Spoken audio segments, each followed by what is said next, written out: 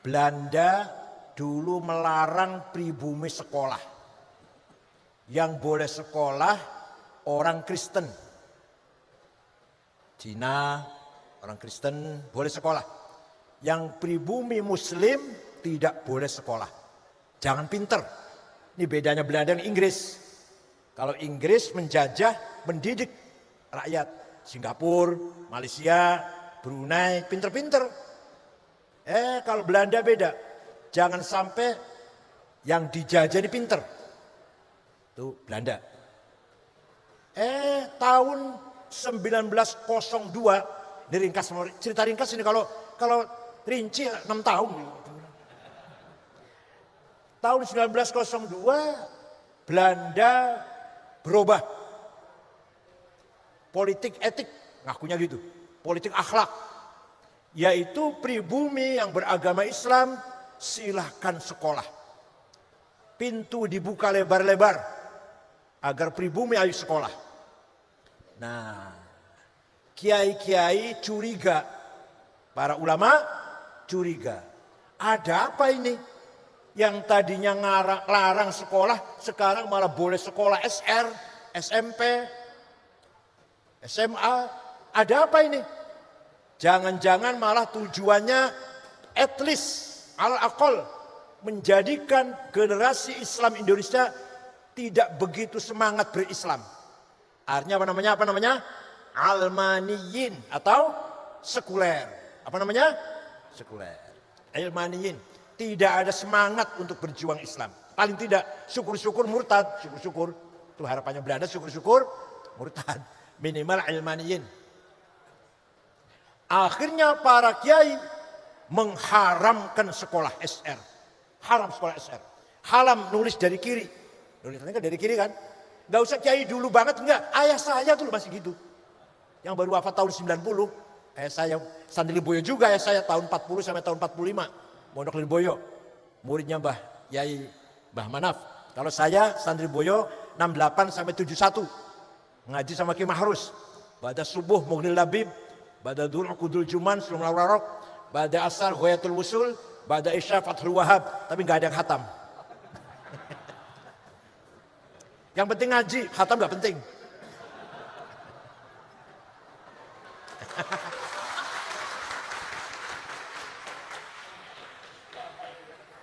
Kiai-kiai malah bersikap non-cooperation.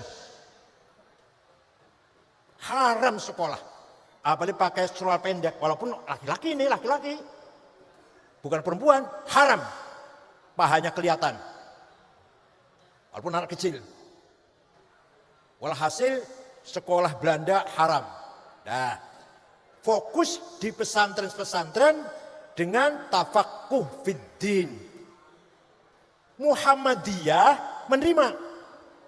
Ini supaya tahu ceritanya ini. Muhammadiyah menerima.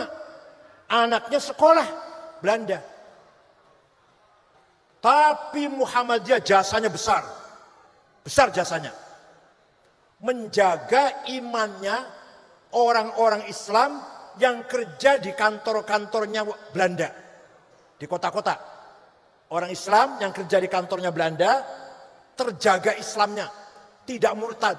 Dijaga oleh Muhammadiyah. Jasanya besar. Peranannya besar. Daurun muhim. Muhammadiyah berjasa besar, mengawal, menjaga, membimbing masyarakat Islam yang di kota yang kerja di Belanda, kerja di kantor-kantornya Belanda. Islamnya selamat, gak murtad. Tapi Muhammadiyah tidak ada pendalaman tafaqquh fiddin, gak ada tasrifan. Apalagi Utawi Iku gak ada lah. Gak ada Sapinah, gak ada Sulam, gak ada Fathul Qorib. Paham tidak? Paham tidak? Nah, sebaliknya pesantren di kampung-kampung, di pelosok-pelosok mempertahankan al-hisnul hasin lil Islam ta'alimihi wa mabadihi wa khuluqihi wa ulumih. Benteng yang kuat, benteng yang kokoh menjaga ajaran Islam, ilmu Islam, tafaqquh fiddin dan akhlak Islam. Itu pesantren. Jasanya besar para kiai, para ulama membangun kemajuan ilmu Islam, mempertahankan prinsip-prinsip Islam dengan mendalam, dengan penguasaan tafakuh yang mendalam, tidak abal-abal, tidak kaleng-kaleng, betul-betul mendalami ilmu Islam. Contoh, agama Yahudi, agama Kristen tidak punya ilmu yang seperti usul fikih, yang tariqatul istinbat, manhajul istidlal wal istinbat. Jadi orang Yahudi, orang Kristen ya baca kitab suci gitu aja. Gak ada metodologi istinbat istidlal. Kita punya. Nah, di umat Islam pun yang mengkaji usul fikih hanya pesantren. Di luar pesantren gak kenal usul fikih. Gak kenal. Apalagi SAG lah. Kecuali kalau SAG pesantren. Tribakti kecuali.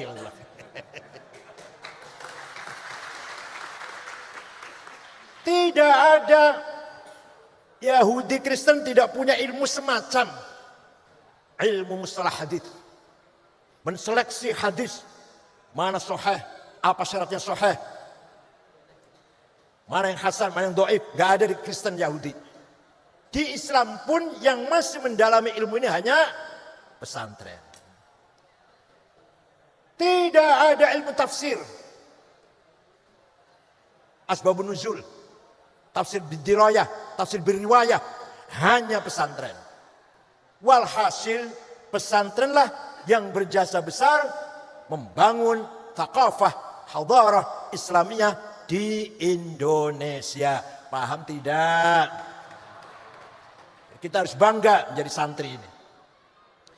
Inna aradnal amanata 'alas samawati wal ardi wal jibal fa'abayna an yahmilnaha washfaqna minha wa hamalaha al insan innahu kana zaluman jahula. Allah berfirman, surat apa, ayat berapa, golek ono dhewe. Kaenaken banget. Kaenaken banget saya tunjuk kalau golek ono dhewe. Oh ya, para Kapolres yang saya banggakan, lupa saya, para Kapolres. Mudah-mudahan mempunyai legacy di Jawa Timur yang positif. Saya menawarkan amanah, kata Allah, kepada langit, bumi, gunung, alam lah, alam semesta lah. Mereka menolak, gak sanggup, gak berani, takut, khawatir, worry kalau tidak mampu menjalani amanat dengan benar. Langit tidak mau, bumi tidak mau, gunung tidak mau, khawatir gak bisa menjalani amanat dengan benar. Manusia model panjenengan ini yang hidungnya pesek, Allah, ireng, pesek, petekel, pendek, bulat, menerima. Ketika di alam arwah, ketika masih alam entitas laten, di alam arwah, kami siap menerima amanah. Masya Allah. Padahal manusia itu jenengan iki kulo, ya kulo ini termasuk manusia. Pada kita ini termasuk kulo, innahu kana zaluman jahula, mempunyai potensi kurang ajar. Kurang ajarnya pol. Kalau zalim kurang ajar, kalau zalum zalim kurang ajar, kalau zalum kurang ajarnya pol. Jahula, bodohnya pol. Kalau jahil bodoh, kalau jahul bodoh pol. Potensinya, bakatnya. Jadi manusia punya potensi bodoh dan kurang ajar. Potensinya. Pertanyaannya, amanah apakah itu? Mahiyal amanah allati 'aradaha Allah 'ala samawati wal ardi wal jibal fa baina himna wa qabilaha al insan. Apa itu amanah itu? Nah, amanah ada dua. Ada berapa? Satu, amanah ilahiyah samawiyah muqaddasah. Amanah dari Allah langsung. Dari langit suci, Tidak boleh intervensi siapapun. Malaikat pun gak bisa intervensi, hanya Allah. Amanah ilahiyah, samawiyah, muqaddasah. Ini kuliah S3 loh ini, Mas. Dikira ngomong kosong apa? Apa itu amanah ilahiyah samawiyah? Ad-din, agama. Apa? Agama amanah dari Allah yang dipercayakan kepada manusia untuk menerimanya, mengembangkan, menjaga, mengawal, menyebarkan, memajukan. Itu amanah pertama. Kita ini wajib menjaga agama, menyebarkan, memperkuat, mendalami, memahami, meningkatkan pemahaman. Paham betul? Wajib amanah dari Allah itu. Nah, agama ada dua. Ada berapa?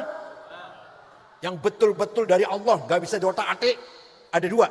Akidah dan syariah. Apa? Akidah dari Allah langsung, syariah dari Allah langsung. Gak siapapun, gak intervensi. Itu murni dari Allah.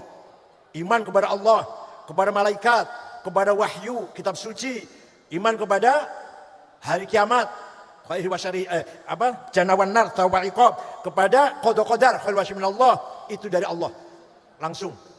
Beriman boten panjenengan? Beriman boten? Jenengan beriman la ilaha illallah? Beriman? Kata siapa? Jenengan percaya bahwa Allah satu-satunya Tuhan yang wajib disembah? Beriman? Kata siapa? Jenengan beriman Muhammad utusan Allah? Kata siapa? Jenengan beriman bahwa malaikat itu ada? Kata siapa? Harus jawabnya kata saya. Jangan kata kiai, itu bocah cilik kok. Yang bocah cilik kata kiai. Tapi kalau modern jenengan dewasa ini tidak boleh katanya. Sekali lagi saya tanya, Allah ada? Wahdahu la syarikalah? Hanya satu-satunya Tuhan? Kata siapa? Nah, itu namanya iman namanya. Namanya iman namanya. Bukan kata kiai, bukan kata ayah, bukan kata ibu, kata saya. Itu amanah, amanah. Harus dijaga, dirawat, dikembangkan, disebarkan, dan ditingkatkan pemahamannya. Paham boten? Singkat saja ini. Akidah kita jelas Ahlussunnah Jamaah mengikuti Imam Ali Abul Hasan Al-Asy'ari yang wafat tahun 324. Beliau asalnya Mu'tazilah, rasional, intelektual, hampir liberal, hampir liberal Mu'tazilah itu. Gurunya namanya Syekh Abu Ali Al-Jubba'i. Abu Ali gurunya Abu Hashim Al-Jubba'i. Abu Hashim gurunya Abul Hudal Al-Allaf. Al-Allaf gurunya Ibrahim An-Nadham. An-Nadham gurunya Amr bin Ubaid yang pencetus ilmu balaghah, ma'ani, bayan, badi'. Orang Mu'tazilah itu.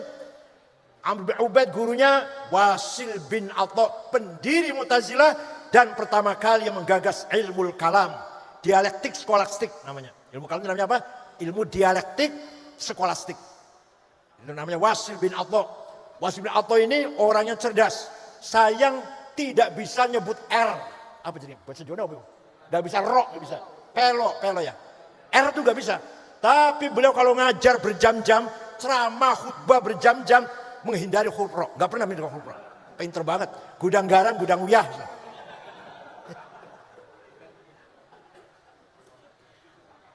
Wasil bin Atha muridnya Imam Muhammad bin Sayyidina Ali. Dari istri kedua namanya Khawlah binti Ja'far dari suku Bani Hanifah. Sayyidina Ali setelah Siti Fatimah wafat, nikah lagi. Waktu ada Siti Fatimah gak berani nikah lagi. Setelah Siti Fatimah wafat, nikah lagi dengan Khawlah binti Ja'far. Punya putra Muhammad tidak berpolitik. Kalau Sayyidina Hasan, Sayyidina Husain berpolitik. Sayyidina Hasan diracun oleh Mu'awiyah bin Abi Sufyan. Sayyidina Husain dibunuh di Karbala oleh Yazid bin Muawiyah. Sayyidina Muhammad tidak berpolitik, ngaji mawon. Khitoh mawon. Gak usah capres-capresan lah, khitoh aja khitoh. Gak usah capres-cawapres. Ngaji di Masjid Madinah, murid di antara muridnya Wasil bin Atha, pendiri Mu'tazilah. Cerdas orangnya. Nah, Imam Abul Hasan Asy'ari tadinya Mu'tazilah 40 tahun. Lama-lama mendapatkan petunjuk dari Allah. Mu'tazilah liberal ini. Mu'tazilah terlalu mengkultuskan akal, meremehkan Al-Quran malah. Qul a'udzu birabbil falaq min syarri ma khalaq. Berlindung kepada Allah dari sesuatu kejelekan yang tidak diciptakan oleh Allah. Kalau Mu'tazilah, Allah tidak menciptakan yang syar, maka ma-nya manafi. Kalau kita di sunnah ma-nya ma. Kalau harus jawab. Kalau dari sunnah ma-nya ma ism mausul. Min syarri ma khalaq. Kalau Mu'tazilah min syarrin ma khalaq. Dari kejelekan yang tidak diciptakan oleh Allah. Maka Mu'tazilah mengkultuskan akal agar Quran dan hadis sesuai dengan akal. Kalau nggak masuk akal, nggak percaya dia. Itulah Mu'tazilah. Qada qadar, nggak ada itu qada qadar. La qada wala qadar walakinnallaha ya'lam.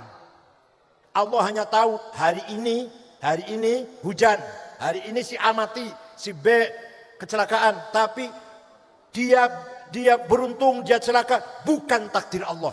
Itu Mu'tazilah. Tapi tahu hari ini rumah ini kebakaran, tapi ada kebakaran hari ini, bukan takdir Allah, hanya Allah tahu. Itu namanya Mu'tazilah. Lebih lagi Qadariyah. Kalau Qadariyah, Ma'bad al-Juhani, Ghailan ad-Dimashqi, Allah pun nggak tahu. Allah pun tahunya sudah terjadi. Ada kebakaran. Allah baru tahu itu. Itu namanya Qadariyatil ula. Imam Asy'ari keluar dari Mu'tazilah atas restu dari izin dari Rasulullah sallallahu alaihi wasallam. Mimpi jumpa Rasulullah 3 kali agar kamu keluar dari madhabmu, dirikan madhab sendiri. Maka Imam Abul Hasan Asy'ari sudah 40 tahun jadi pendakwah Mu'tazilah, keluar Mu'tazilah, mendirikan madhab sendiri, didukung oleh khalifah namanya Mutawakkil 'ala Allah. Sebelumnya khalifah-khalifah Mu'tazilah semua Mu'tasim, Wathiq, Ma'mun, Mu'tasim, Wathiq, anaknya Harun Rasyid. Nah, Mutawakkil mendukung mazhab Ahlussunnah wal Jamaah. Mu'tazilah dipecat dari jabatan-jabatan penting, diterima oleh gubernur Dailam, Syiah. Gubernur provinsi Dailam, Mu'tazilah, kamu diusir dari pusat-pusat Ahlussunnah, sini, pindah-pindah sini. Masuk ke kota Syiah. Maka sampai sekarang sejak itu Syiah orang yang cerdas-cerdas. Didukung oleh kecerdasan Mu'tazilah. Gitu ceritanya. Bukan saya Syiah, bukan. Lagi ceritain. Saya itu pelajarnya begini. Pelajaran kuliah saya itu ini. Jadi kalau saya hafal cerita begini bukan karena saya Syiah. Ada yang ngomong, ini kalau ente kalau cerita Syiah aku hafal banget. Ini Syiah ini. Bukan. Pelajaran saya ini. Paham betul? Jurusan saya ini. Jurusan saya waktu kuliah. Jadi cerita begini apalah. Imam Asy'ari mencari jalan tengah bainan nas wal aql. Jangan terlalu tekstual tapi tidak terlalu rasional. Jalan tengah. Butuh orang cerdas. Maka Ahlussunnah wal Jamaah itu harus cerdas. Kalau gak cerdas seperti kita ini jadi begini ini. Kalau kita betul Ahlussunnah wal Jamaah berpikir tengah-tengah antara nas dan akal harus cerdas. Kalau nggak cerdas, ya kalau sampai ini jadinya begini ini. Akibatnya kayak gini ini, kan nggak cerdas. Coba cerdas. Imam Asy'ari berusaha mencari jalan tengah. Ayat-ayat Quran yang menjadikan kita menjadi tasbih dan tamthil, menyerupakan Allah dengan lainnya, ditakwil. Tangan Allah, bukan tangan, kekuasaannya. Yadullah fawqa aydihim. Wa yabqa wajhu rabbika dzil jalali wal ikram. Semua akan musnah kecuali wajahnya Allah. Bukan wajah, zatnya, ditakwil. Coba kalau di kartel mukanya nanti seperti apa? Apalagi wajah rabbuka wal malaku soffan soffa. Di mahsyar nanti malaikat baris, wajah rabbuka, Tuhan datang. Periksa barisan. Apel merah putih apa? Inspektur upacara apa? Yang datang bukan Allah. Wajah rabbuka wajah amru rabbik. Perintahnya yang datang. Paham betul? Ini namanya mentakwili ayat-ayat yang kira-kira ayat ini akan menjadikan kita tasbih dan tamthil. Tapi kalau tidak sampai tasbih dan tamthil, harus kita tetapkan. Allah punya sifat qudrah, iradah, sama, basar, ilmu, haya, kalam.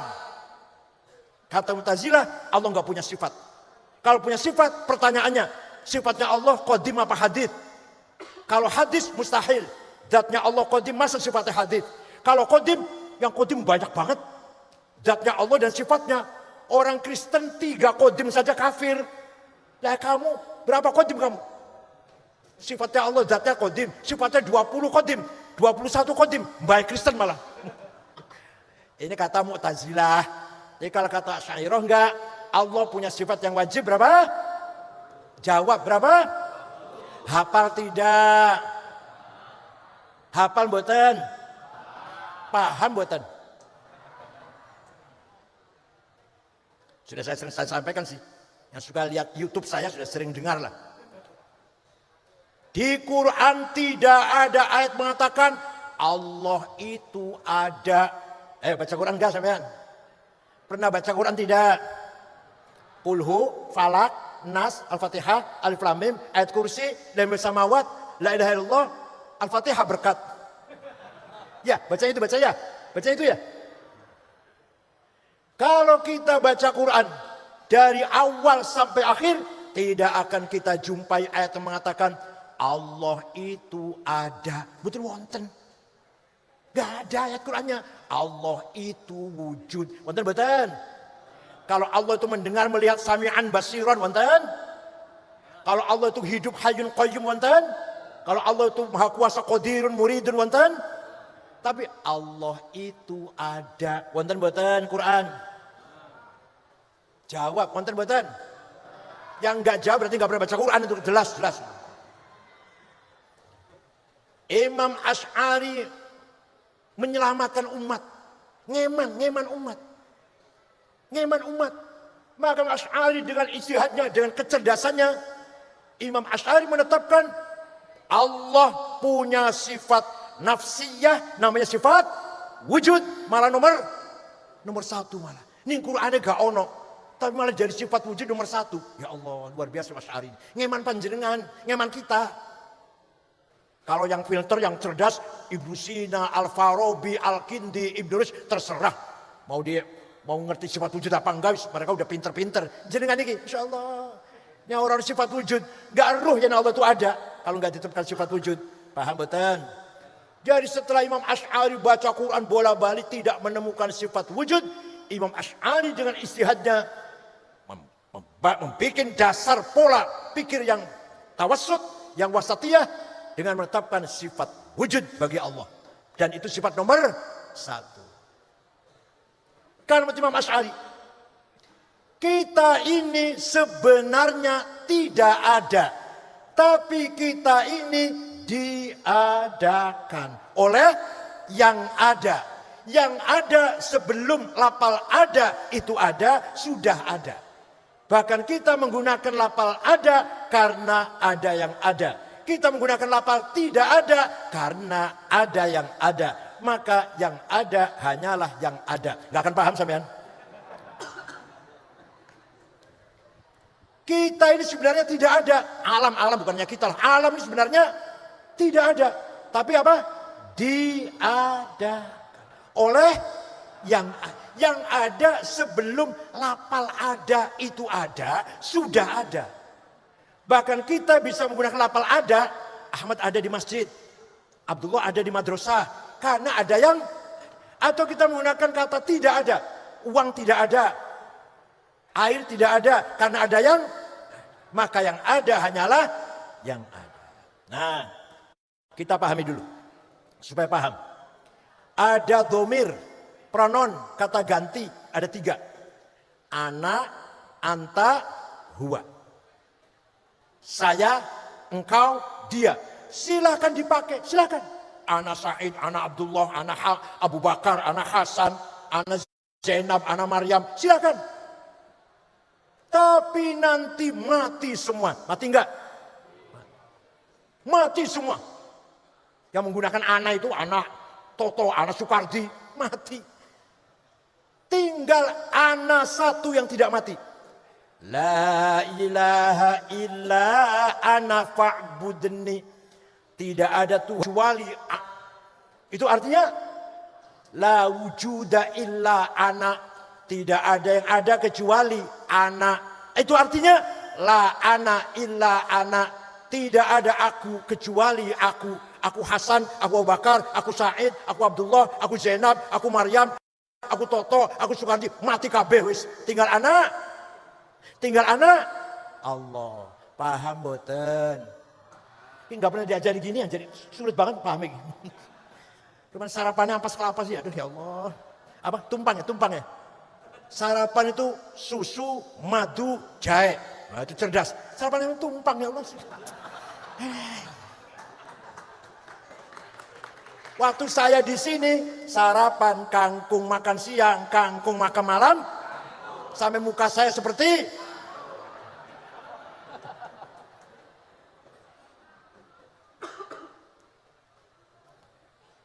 waktu itu kiriman saya sebulan 3.000 rupiah. Untuk makan saja 1.500.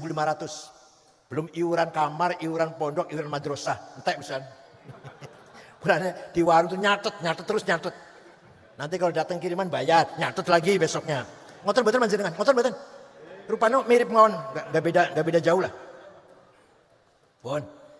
Begitu pula anta. Silakan dipakai. Engkau Ahmad, engkau Hasan, engkau Abu Bakar, engkau Toto, engkau Sukardi, engkau Edi, engkau Said. Mati kabeh bakal. Kecuali anta satu yang tidak mati. La ilaha illa anta subhanaka inni kuntu minadh dhalimin. Tidak ada Tuhan kecuali anta. Anta siapa ini? Anta siapa ini? Anta Allah. Artinya la wujuda illa anta. Tidak ada yang ada kecuali engkau. Artinya la anta illa anta. Tidak ada engkau. Engkau enggak ada sudah. Tinggal engkau. Paham boten? Yang terakhir huwa. Dia Ahmad, dia Abu Bakar, dia Hasan, dia Sukardi, dia Solikin, dia Maryam, dia Zainab. Mati kabeh. Mati semuanya. Tinggal dia satu yang tidak mati. La ilaha illa huwal hayyul qayyum. Tidak ada Tuhan kecuali huwa. Artinya la wujuda illa huwa. Tidak ada yang ada kecuali huwa. Artinya la huwa illa huwa. Tidak ada dia kecuali dia. Paham boten? Maka zikirnya Kiai Mahrus kalau sudah mengimami tahlil nanti ada yahu yahu yahu yahu. Hilang jane tinggal hu. Masih pakai enggak? Zikirnya Kiai Mahrus itu kalau tahlil. Nah itu pertamanya la ilaha illallah, la ilaha illallah, lama-lama illallah, lama-lama Allah, yahu, hu. Alas. Ini namanya tarekat syatoriyah nih. Tarekat syatoriyah. Supaya kita ini ketika zikir enggak mikir uang, enggak mikir pangkat, enggak mikir jabatan, enggak mikir istri, kecuali hu. Yang dipikir siapa? Dia siapa? Maka yang ada hanyalah yang ada. Nah, teman-teman Asy'ari namanya. Ini saya paham begini dapat 2 tahun loh. Saya paham begini 2 tahun, jenengan maunya 10 menit paham. Yang kedua, agama isinya syariah apa? Suatu ketika gubernur Mawaro An-Nahr, Transoksania, Afghanistan dan sekitarnya lah. Sebelah sononya Bengawan. Namanya Transoksania. Namanya Abdurrahman Al-Mahdi. Siapa namanya? Kirim surat pada Imam Syafi'i. Imam Syafi'i itu nama lengkapnya Abu Abdullah Muhammad bin Idris bin Abbas bin Uthman bin Syafi' bin Musayyab bin Ubaid bin Abdul Yazid bin Abdul Muttalib. Jadi Imam Syafi'i itu bukan Habib, bukan. Tapi ketemu karo Kanjeng Nabi di Syekh Abdul Muttalib. Beliau lahir di kota Gaza, Palestina tahun 150 Hijriah. Wafat di Kairo, Mesir, Dusun Fustot, Kairo tahun 204. Jadi usianya Imam Syafi'i itu hanya 54. Saya, ayo bedaan, aku umurnya bro. Bro, 71. Kayak Kafab ini masih, nyusew. Masih adik saya ini kalau umur. Bukan ilmunya, bukan. Umurnya masih adik saya. Paling tua aku, barangkali paling tua saya barangkali di sini ya. Paling tua saya barangkali, 71 saya ini. Imam Ghazali 55. Imam Nawawi 45. Imam Suhrawardi 38. Bapaknya Gus Dur, Kiai Wahid Hasyim 39. 39 bapaknya Gus Dur itu. Itu tim 9 panitia persiapan kemerdekaan Indonesia. Bersama Soekarno, Hatta, Karim Zakir, Agus Salim, Abi Kusno, Laimena, Marimis, dan Wahid Hasyim. Tim 9. Umurnya 39 sudah wafat. Jasanya besar sekali. Ada orang umurnya pendek tapi jembar. Ada orang umurnya panjang tapi sempit. Gak ada manfaatnya apa-apa kecuali lumayan pilkada, suara satu lumayan. Suatu ketika Gubernur Abdul Al-Mahdi kirim surat kepada Imam Syafi'i. Dibaca. Isinya, Syekh, saya ingin paham syariat Islam dengan benar. Imam Syafi'i memanggil muridnya namanya Robi' bin Sulaiman Al-Muradi. Siapa? Robi' sini. Naktub Arisalah. Tulis surat. Balas pertanyaannya gubernur. Robi' nulis, Imam Syafi'i ngendikan. Imla, dikte. Akhirnya suratnya Imam Syafi'i untuk Gubernur Abdul Al-Mahdi berjumlah 300 halaman.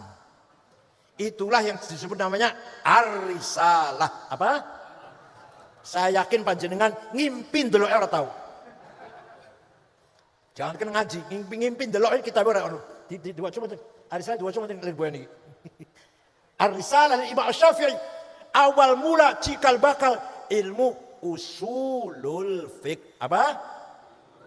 Isinya apa isinya? Ringkas saja ya, ringkas ya. Kalau rinci 3 tahun, ya Masya Allah, kita gampang. Gubernur, kalau panjenengan ingin paham syariat Islam, pertama harus paham Al-Quran. Dengan berbagai tipe ayat. Ayat Quran ada yang muhkamah. Qul huwallahu ahad. Jelas sudah, baku. Gak usah tafsir, gak usah takwil. Yang kedua, mutasyabihah, remeng-remeng. Aulamastumun nisa.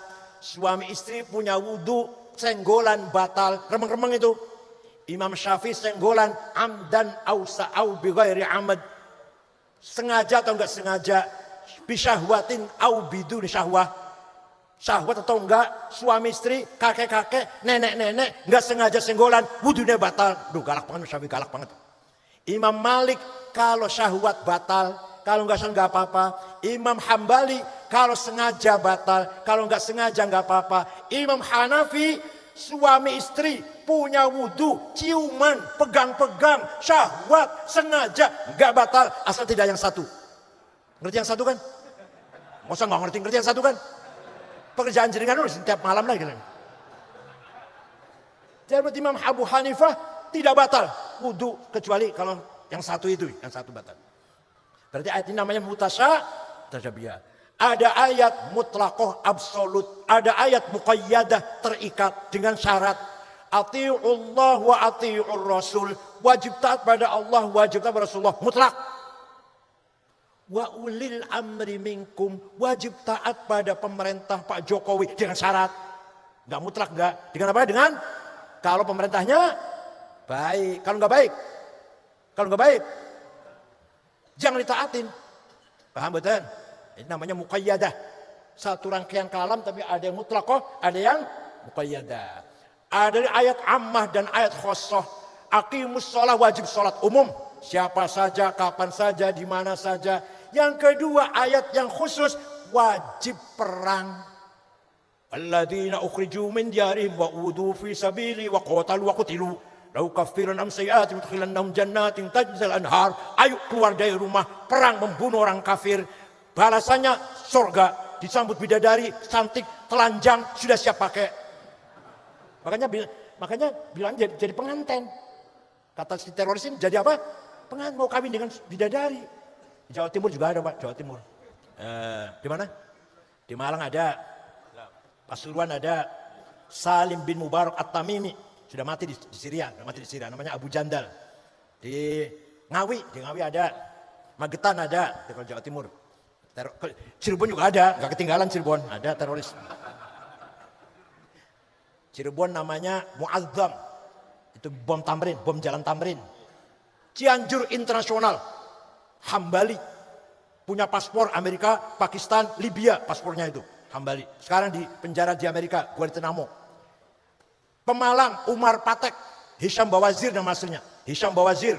Sudah di penjara di mana? Nusa Kambangan. Sudah sadar katanya. Batang Dul Matim, tukang beca. Di Pemalang itu, Pemalang. Tukang beca, pura-pura tukang beca. Cianjur, Sukabumi, Garut.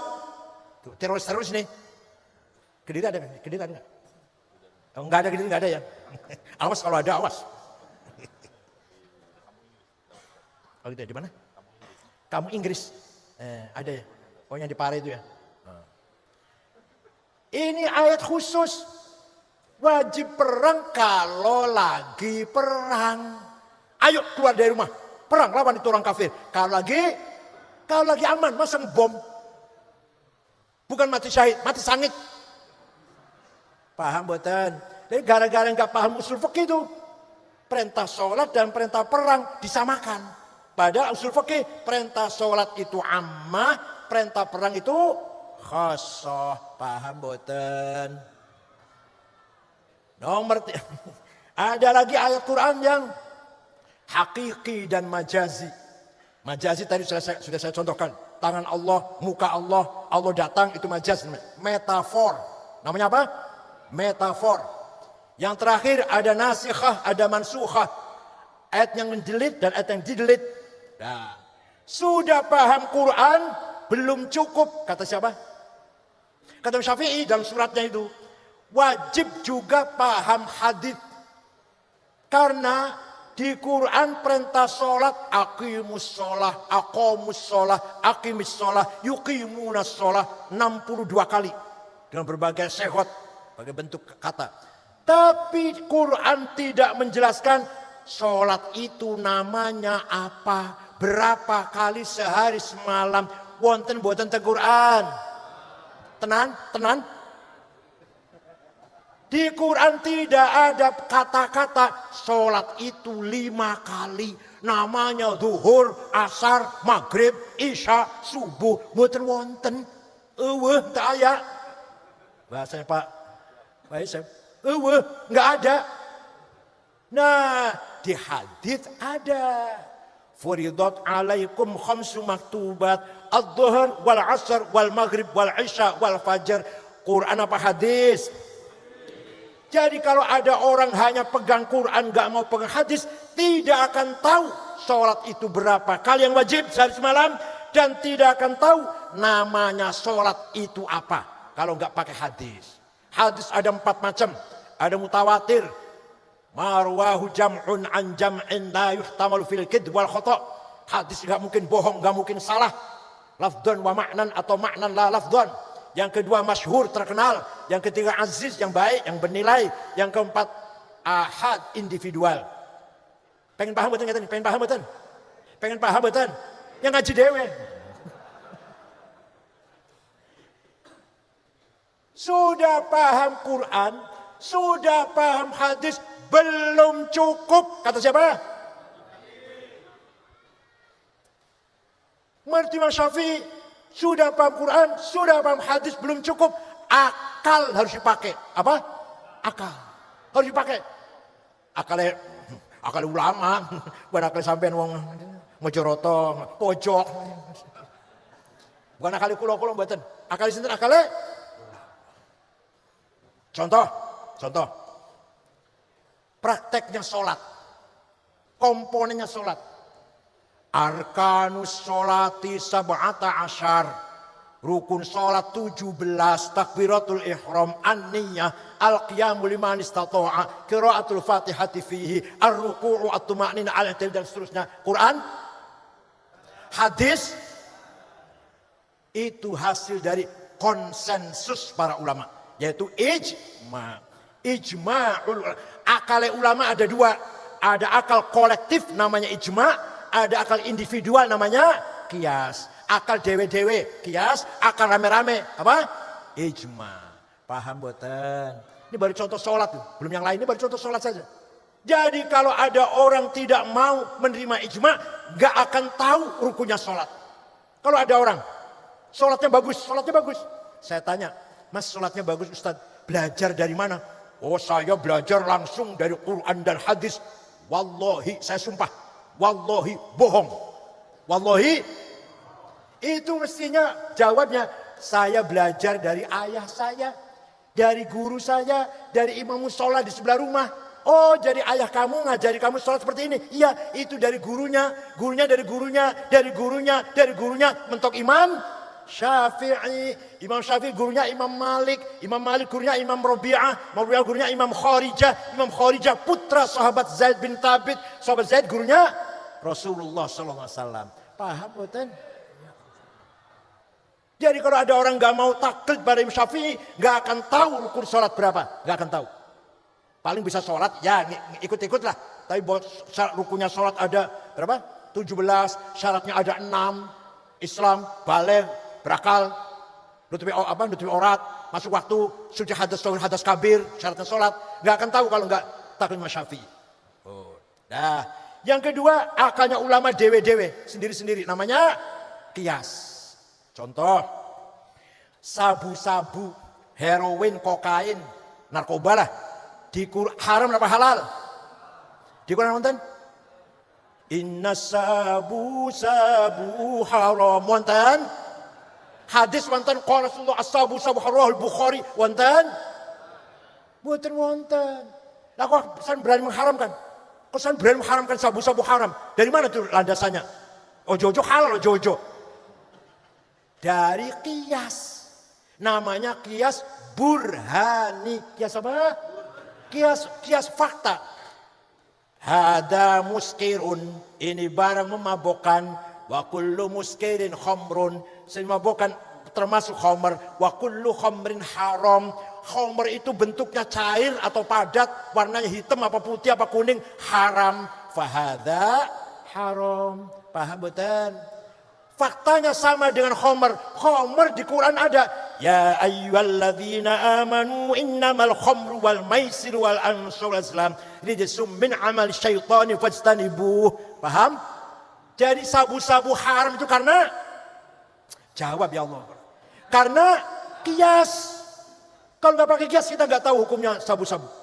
Itu qiyas burhani. Yang kedua, qiyas aulawi. Nempeleng ayah ibu. Boleh enggak? Quran tidak melarang. Ayo cari Quran, enggak ada. Jangan mukul ayah, jangan nempeleng ayah ibu. Yang ada, wala taqul lahuma uffi wala tanharhuma. Kamu jangan ngomong kasar, kamu jangan bentak-bentak ayah ibu, dosa. Kalau gitu kita masuk rumahnya ayah ibu, enggak usah bentak, enggak usah ngomong, tempelengin aja. Harus pakai qiyas. Kalau bentak saja haram, kalau ngomong kasar saja haram, lebih-lebih nempeleng. Namanya qiyas aulawi, fabil aula. Bahasa Sundana komoh deui. Bentak wae haram, komoh deui nempeleng. Wala taqrabuz zina innahu kana fahisyatan wa sa'a sabila. Kamu jangan mendekati zina. Jangan apa? Haram mendekati zina. Zinanya orang jawab. Mendekati zina haram, zinanya luwi-luwi, jangan begitu luwi ya. Namanya qiyas aulawi namanya. Kamu jangan mendekati zina, dosa. Mendekati lu zina, dosa, mendekati lu. Zinanya luwi-luwi, fabil aula. Namanya qiyas aulawi. Ada 9 qiyas burhani, aulawi, mantiki, jadali, istiqra'i, tamtili, khitobi, syi'ari, ikna'i. Kalau kesini lagi nanti yang 7 saya terangkan. Ini 2 aja dulu, 2. Kalau sini lagi nanti saya 7 saya terangkan. Nah, ijma' dan qiyas akale ulama menghasilkan, dengarkan nih, menghasilkan ilmu namanya ilmu fikih. Paham bukan? Jadi ilmu fikih itu adalah produk dari ijma' dan qiyas. Makanya boleh-boleh saja kalau pendapat ulama dulu nggak kontak dengan zaman sekarang, ayo kita bahas. Atau memang ulama dulu belum pernah bahas, ayo sekarang kita bahas. Hukumnya cloning, hukumnya bunga bank, hukumnya Jumat di kantor-kantor, bukan di masjid. Ayo kita bahas, zaman dulu nggak ada itu. Karena akalnya ulama waktu itu belum bahas. Akalnya ulama sekarang harus bahas. Akalnya alum dari boyong harus bahas sekarang. Masya Allah. Pinter-pinter di boyong, Masya Allah. 42.000 santri di boyong, kalau yang pinter 420 udah luar biasa. 42.000 kalau yang pinter 4.200, ya luar biasa. Luar biasa ini. Dah, selesai sudah ini. Itu namanya, sebentar lagi. Ada orang ngomong, tidak usah taklid, cukup Quran dan hadis. Sini. Saya tanya. Hadis yang paling top, hadis siapa? Imam Bukhari. Ya saya juga tahu, masa ketua umum PBNU nggak tahu? Saya juga tahu. Hadis paling bagus hanya Imam. Lah Imam Bukhari yang hafal hadis 600.000. Hafal hadis 600, jadi kan berangkat bunyian. Imam Bukhari yang hafal hadis dengan sanadnya 400.000 itu muridnya Imam Syafi'i, goblok. Imam Syafi'i wafat tahun 204, Imam Bukhari wafat tahun 256. Duluan Syafi'i, dan Bukhari taklid pada Imam Syafi'i. Jangan monggo lihat kitab Bukhari, gak usah dibaca dalamnya, angel, luarnya aja luar. Sahih Al-Bukhari, Jama' wa Tasnif, Muhammad bin Ismail Al-Bukhari, Al-Mutaffa sanata 256, Syafi'iyul madhab. Imam Bukhari saja taklid pada Syafi'i, NTSAG. Ya Allah. Gak mau taklid SAG, bawahannya terjemahan bukunya. Makanya hati-hati di masjid polisi, masjid Polres, hati-hati. Yang khutbah jangan sampai radikal. Di polisi juga ada polisi cinta sunnah. Itu mengarah ke radikal. Polisi cinta sunnah. Saya terang-terangan aja sama polisi lah. Ya teroris enggak, tapi radikal. Ekstrim. Maulid Nabi, bid'ah. Ziarah kubur, bid'ah. Haul, musyrik. Ziarah kubur, musyrik. Itu ada di polisi juga, namanya polisi cinta sunnah namanya. Iya, di BUMN. Dan yang saya kaget, di kereta api. Masya Allah. Saya kaget, tapi ada teroris. Anaknya ganteng, nggak ada jenggotnya, nggak ada jidatnya, nggak ada hitam-hitamnya, nggak ada. Ganteng, nggak nyangka lah. Ya Allah, di rumahnya senjata, berapa belas senjata itu. Laras panjang, pistol, granat, ada semua di rumahnya. Di Bekasi rumahnya. Jadi hati-hati. Di masjid-masjid BUMN, masjid kantor-kantor, itu khutbahnya jangan-jangan radikal, Wahabi. Atau HTI, atau Salafi. Malah kalau takfiri. Jadi yang radikal itu ya, yang radikal nih. Wahabi, tapi Wahabi nggak boleh berbuat keras. Salafi agak keras. Kalau ada orang ziarah kubur, bubarkan ke Salafi. Contohnya siapa? Ja'far Umar Tholib yang udah meninggal, ya. Atau Khalid Bawazir yang di Ampel, Yayasan Ali bin Abi Tholib, itu ada sana ada.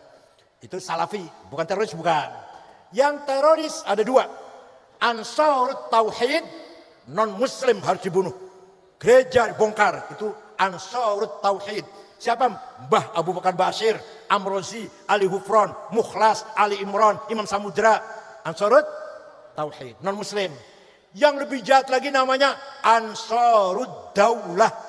Kita ini boleh dibunuh, kita ini. Yang menerima Pancasila bunuh, Tauhid. Yang menusuk Pak Wiranto, yang ngebom Masjid Polresta lagi Jumatan di Cirebon, yang nusuk polisi lagi sholat di Blok M. Ansarud Daulah itu. Di Afghanistan lagi Maulid Nabi dibom. Di Mesir, di kota Rafah, Provinsi Arish, lagi sholat Jumat dibom. Yang mati 800-an. Di Pakistan Utara sering terjadi begitu. Di Indonesia terjadi, gak ketinggalan di Indonesia ini. Itu namanya Ansarud Daulah. Walhasil pesantren adalah Al-Hisnul Hasin, benteng yang paling kokoh. Tidak ada pesan NU yang pesantren terlibat teroris. Gak ada. Yang terlibat pesantren bukan NU. Pasti itu. Saya jamin itu. Kayaknya gak pernah ngajarin. Begini ya cara ngerakit bom, pernah gak ngajarin? Kayak kafe pernah? Begini ya caranya masang bom, pernah ngajarin itu gak? Gak pernah. Udah selesai ya. Amanah nomor 1 selesai. Tadi bilang saya katakan amanah berapa? 2. Yang kedua, amanah insaniyah ijtihadiyah.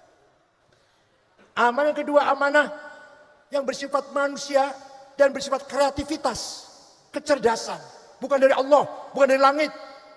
Yang semuanya dari Allah sih, hakikatnya semua dari Allah. Tapi kita dituntut agar cerdas, kreatif. Ada 2, ada berapa? Ada thaqafah, ada hadharah. Pertama apa? Yang keras. Pertama apa? Thaqafah. Yang kedua, hadharah. Thaqafah apa isinya? Apa thaqafah itu? Ilmu pengetahuan, culture, kesehatan, ketertiban, disiplin, undang-undang, taat undang-undang, taat aturan. Itu namanya takofah namanya. Paham betul? Paham betul? Kita ini ketinggalan dalam hal ini. Jauh dari orang lain. Wong barat ilmunya tekaning di digital, revolusi, industri 4.0. Kita masih, ya Allah, pakai HP aja masih belum paham. Thalabul ilmi fariidatun ala kulli muslim. Pinter itu wajib. Artinya itu artinya pinter itu berarti kalau bodoh dosa. Ayo jawab, pinter itu bodoh